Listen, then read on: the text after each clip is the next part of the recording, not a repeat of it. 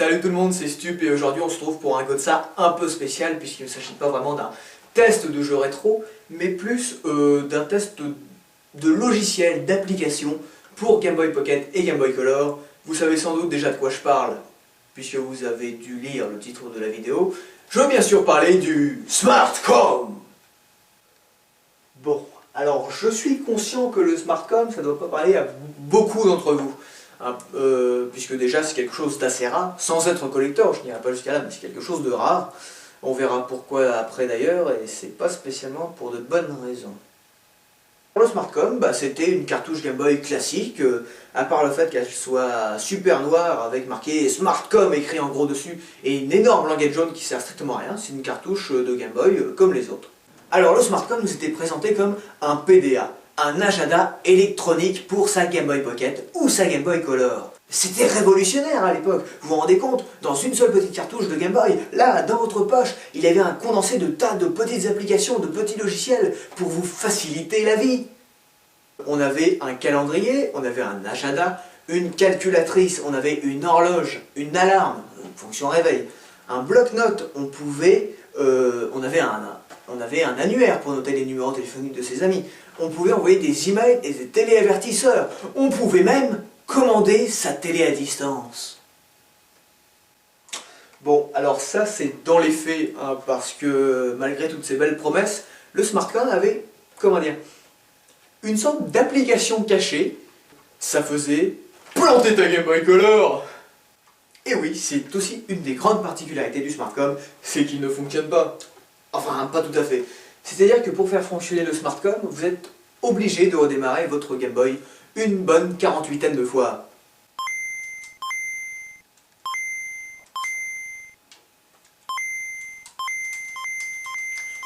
Mais putain de Game... Tu vas démarrer. Ah, j'ai réussi. Ah, j'ai plus de pile. Alors en fait, ceci est dû à un défaut de fabrication qui est présent sur un grand nombre de cartouches Smartcom. En fait, il s'avère que 90% des cartouches présentent ce défaut de soudure qui fait que quand vous démarrez votre console avec la cartouche à l'intérieur, il y a un faux contact. Ce qui fait que votre écran se fiche sur l'écran d'accueil de la Game Boy.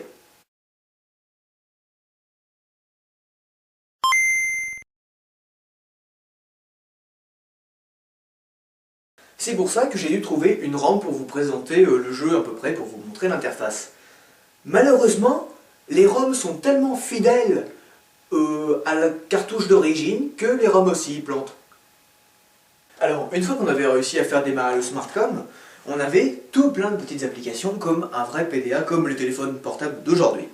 On avait donc un calendrier pour savoir quel jour on est, évidemment. On avait un agenda pour noter nos rendez-vous importants, les anniversaires, tout ça. On avait une calculatrice. Alors ça, c'est très important, puisque c'est vrai qu'on a rarement une calculatrice sur soi. En même temps, une Game Boy aussi, quand on y pense, c'est ridicule.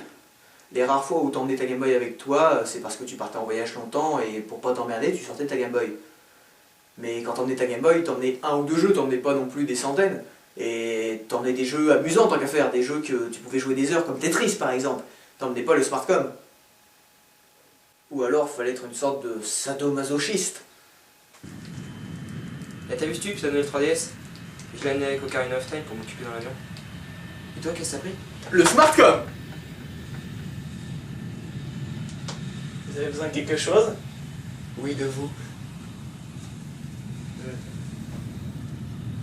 On avait aussi une horloge et une alarme. Alors ça c'est quand même très intéressant, même si tout le monde s'en fout, parce qu'on a forcément une montre, au moins une horloge, quelque chose qui donne l'heure chez soi, surtout maintenant. Enfin, dans les années 90 aussi, c'était pas révolutionnaire d'avoir l'heure chez soi. L'horloge alarme. Alors ça, malgré tout, techniquement, c'est plutôt bien fichu, puisque c'est une horloge. Évidemment, on se dit, quand la Game Boy, quand même, la Game Boy, on l'éteint, la cartouche éteint aussi. Mais l'horloge reste constante, un peu comme dans Animal Crossing sur 64. On a ensuite le bloc-notes pour... alors, je vous lis la définition. Créer et enregistrer vos documents personnels. Vous pouvez même les imprimer si vous possédez une imprimante Game Boy, fournie séparément. Alors moi, je vous pose une question. À part pour imprimer un ticket de caisse, admettons, pourquoi j'irais écrire des choses sur ma Game Boy au lieu de prendre une simple feuille de papier? Parce que c'est quand même ultra laborieux d'écrire avec le clavier Smartcom sur Game Boy, quoi. Vous savez, c'est un peu comme sur les consoles actuelles, maintenant sur Xbox 360 ou sur PS3. Il faut choisir la lettre que vous voulez, et c'est ultra long et ultra dur d'écrire à un ami. Si vous voulez écrire, ok, ça pose pas de problème, mais si vous voulez raconter votre journée, c'est ultra chiant. Et ben là, c'est exactement pareil. Je veux dire, je vais pas aller écrire mes mémoires sur Smartcom, quoi. Le temps que je l'ai... En fait, j'écrivais quoi sur mes mémoires? Que j'en ai chié pour l'allumer? Ensuite, bah c'est ça, on avait un annuaire. Alors l'annuaire, c'était plutôt sympathique, puisque c'est vrai que ça nous permettait d'enregistrer les numéros de nous. Alors d'ailleurs, c'est idiot, puisque ce n'est pas vraiment un annuaire, puisqu'un annuaire propose tous les numéros des gens. C'était plus, oui, c'était un bloc-notes, en fait, c'était pareil. Donc on avait tous les numéros des gens qu'on aimait bien, qu'on enregistrait. Donc admettons, ça c'est plutôt sympathique, ça évitait de les mettre sur un bout de papier et de les perdre, pourquoi pas. Alors qu'on pouvait tout simplement les noter à côté de son téléphone, remarquez, c'est idiot ça. Bref, ou regarder dans l'annuaire. Alors il y a une application qui rejoint l'annuaire, c'est le compositeur téléphonique audio. Stockez les coordonnées de vos amis dans l'annuaire téléphonique et composez-les grâce au compositeur téléphonique audio. Et composez-les grâce au compositeur téléphonique audio. Cette boîte est en train de me dire que je peux téléphoner à mes amis avec ma Game Boy. Se foutrait pas un peu de ma gueule par hasard? Boy Color ou ma Game Boy Pocket. Comment tu peux téléphoner avec une Game Boy? Composer les grâce au compositeur téléphonique audio. Ça veut dire qu'on peut composer les numéros de ses amis. Vous pouvez me dire à quoi ça sert de composer des numéros de téléphone alors qu'il n'y a pas de téléphone? C'est comme écrire une lettre et pas l'envoyer un peu, c'est exactement ça. Pourquoi j'appellerai quelqu'un que je ne peux pas appeler? Ça me dépasse. Ensuite, il y a la fonction email téléavertisseur. Attendez, vous êtes en train de me dire que je peux envoyer des emails avec ma Game Boy, mais c'est révolutionnaire, mais Nintendo avait prévu le futur des années en avance. Enfin, c'était même pas les débuts d'Internet, on était sur Minitel. Je veux dire, Google n'existait même pas encore. C'est révolutionnaire. Personne n'avait d'Internet chez soi à cette époque. Et je pouvais déjà envoyer des emails. Mais ça alors, c'est révolutionnaire. Bon, alors, en effet, le Smartcom permettait d'envoyer des emails. À plusieurs conditions. C'est-à-dire qu'en fait, pour pouvoir envoyer un email avec ta Game Boy, il fallait que ton pote ait lui aussi acheté la cartouche Smartcom et que lui soit à moins de 5 cm de toi. Ça va? Oui. Et toi? Non, enfin, je veux dire, c'était des coups à rompre la communication dans une famille, quoi. Enfin, je veux dire, où est l'intérêt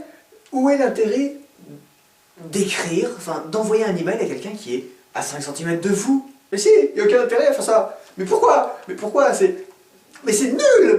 Mais il n'y a aucun... Mais non, mais expliquez-moi, si vous avez compris le fonctionnement des emails du Smartcom, envoyez-moi un message. À ce moment-là, autant s'écrire sur des bouts de papier. Bon alors après toutes ces fonctions plus ou moins utiles du Smartcom, on va s'intéresser à la fonction dite intéressante du Smartcom.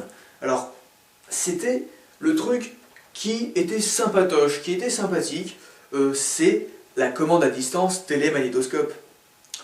Commandez votre téléviseur et votre magnétoscope avec votre Game Boy, seulement Game Boy Color, puisque c'était aussi compatible Game Boy Pocket, mais la Game Boy Pocket n'a pas le petit envoyeur infrarouge.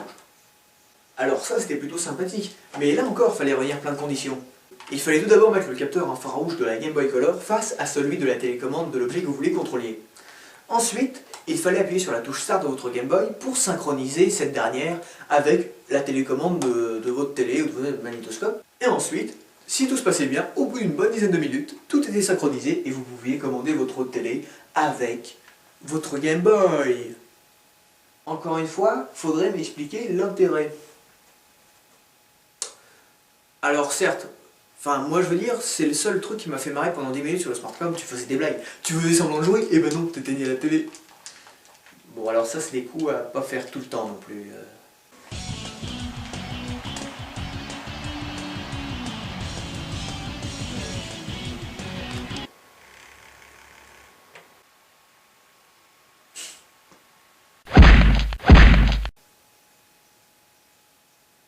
Mais quand il pense, je veux dire, c'est idiot parce que, outre ce côté un peu blague de la chose, bah, si tu synchronisais ta Game Boy, ta télé, tu l'as synchronisé avec ta télécommande.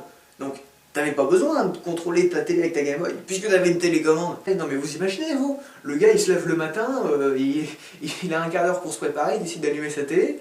Ah non mais le temps qu'il allume sa Game Boy, il va être en retard d'un quart d'heure. Hein.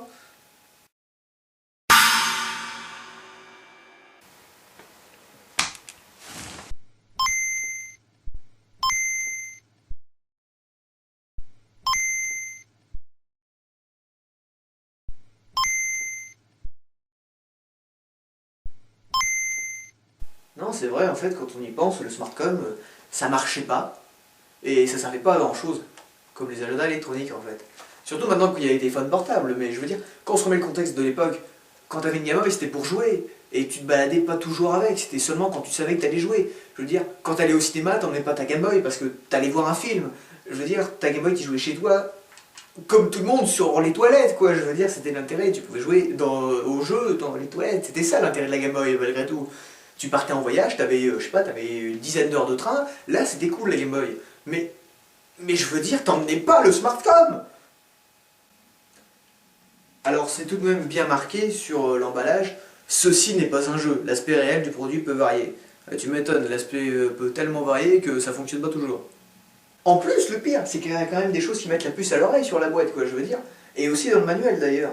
Il y a plein de fautes d'orthographe. Enfin, pas des fautes d'orthographe, mais carrément des oublis. Par exemple, compatible imprimante Game Boy, ok. Game Boy fournit cesse parement. Une Game Boy qui fournisse parement. Je suppose qu'ils ont voulu dire fournit séparément. Ok. Voir au verso de la botte pour de plus amples tailles. Voir au dos de la botte.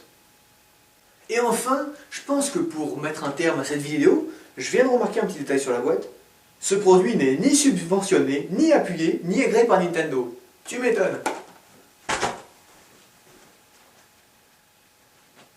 En fait, PDA, c'est pas vraiment le terme approprié. Sur la boîte, c'est marqué Smartcom, TM. Nouveau communicateur personnel et assistant numérique révolutionnaire. Révolu quoi?